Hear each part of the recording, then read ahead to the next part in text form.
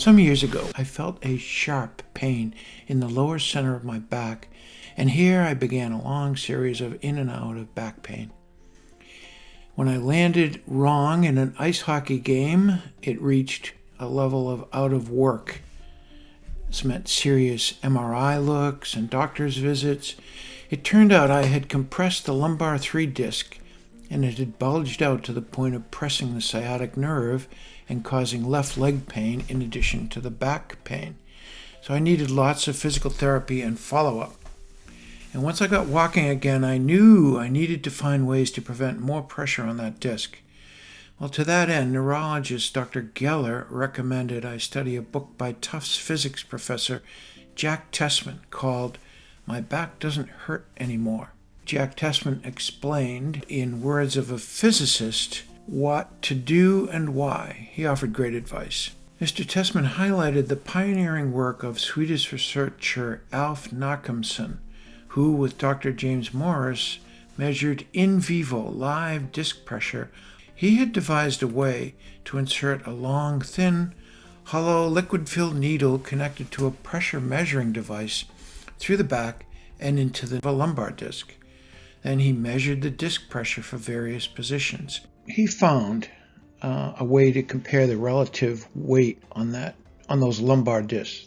So if we take just standing, the weight on that disc is a level 1. And then we can compare that to lying down, which is only 0.45. And then if you stand with 22 pounds in each hand, you increase that pressure to 1.4. Sitting is 1.45. And then just leaning forward 20 degrees is 1.7. So why, with no weights, does it actually increase to 1.7 just to lean over? And Mr. Tessman looked for his physics engineering background to get the answer to that. So if you think of the upper body as a boom in this case, and the steel cable as equivalent to your back muscles, that's what's going on, and you're lifting up. Now this crane happens to have a luff jib, which gives it leverage and makes that pull a little bit easier. If you happen to not have that luffed jib and just have a steel cable pulling all this weight up, you can see that it increases the pressure quite a bit right here just to be lifting this up. And our backs are like that. If we think of ourselves as a crane, the trunk of the body leans forward. These back muscles, which are pretty close to the spine, are pulling like crazy to pull that up, and you add some weight to it, and the pressure on these 3rd, 4th, and 5th lumbar vertebrae increases immensely. As we look at this particular figure, which is jumping up to 1.7 on the scale. So if we add weight while leaning, it leaps all the way to 2.65. And then if you're leaning forward, you can increase the pressure on that disc to 5 times. So this all meant we must avoid forward bending and reaching lifts. I followed this guidance religiously, keeping the weight of any lift from the front in close and avoided reaching. I also picked up objects off the floor using the golfer's lift technique, which used the power of lever and fulcrum to counteract the forward lean required.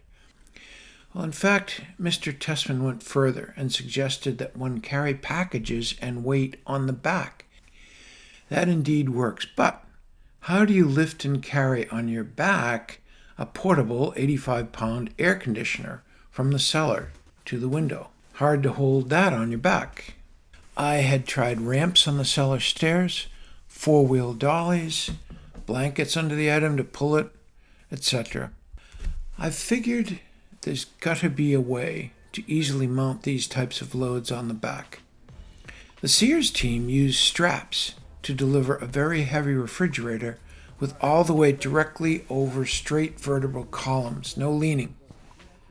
Would a modified version of that or a backpack frame do the job? So I went searching, and here in Google, if you just put in single-person heavy lifting, it will come up with quite a few things. And looking at them from an image angle, so if we look closely at one of those, we can see that it allows one through these straps, which happens to have shoulder straps on them, nicely fastened here, allows you to wrap the box and carry it on your back. A much better way. I ordered it and it made lifting the air conditioner as easy as pie. Jack Tessman explained, stating, quote, his body's leaning forward, but that's all right in this case because the combined center of gravity of the box and the upper body is almost directly over the lumbar vertebrae. All is in equilibrium. There's no torque tending to bend the body further forward, and the back muscle is not called upon to exert any force other than that needed to maintain the stability of the vertebral column. Of course, the lumbar discs must support the weight of the box, but that's far less than the load the discs would have to bear if the back muscle had to get into the act, exerting additional force on the vertebrae and discs. Here's how I lifted the new queen bed foundation up the stairs with relative ease. Why does this back lift make it so easy? Lifting something on your back puts much less pressure on the critical lumbar discs than does lifting from the front. The Sherpas of Nepal and the headlifters of the Congo are onto something. It works. I highly recommend it.